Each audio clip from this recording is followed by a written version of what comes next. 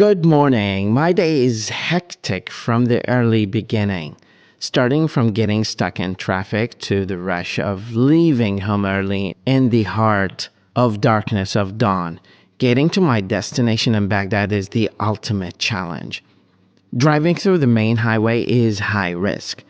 There are many reckless and unlicensed drivers.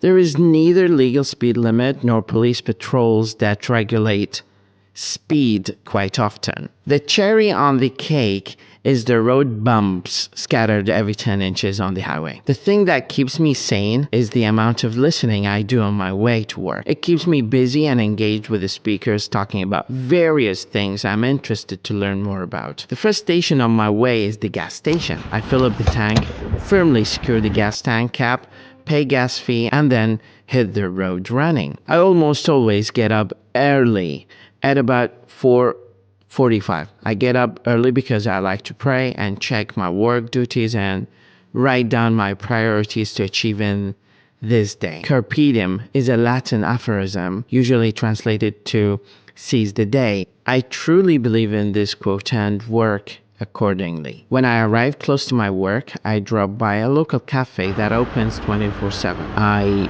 enjoy my daily latte that the barista got used to fix for me just from looking at me entering his cafe. After breakfast, I read the recent articles on New York Times website, especially the ones related to Iraq. Since I work as a freelancer, translator, and private tutor, I need to keep myself on top of my major by constantly training myself, challenging myself, socializing, and learning new skills.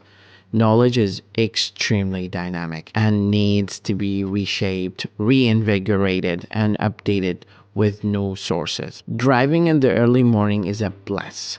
Not many cars fill up the road, nor pedestrians cross randomly. I grab a bite for lunch and head to my next work. I usually have a meat hamburger for lunch.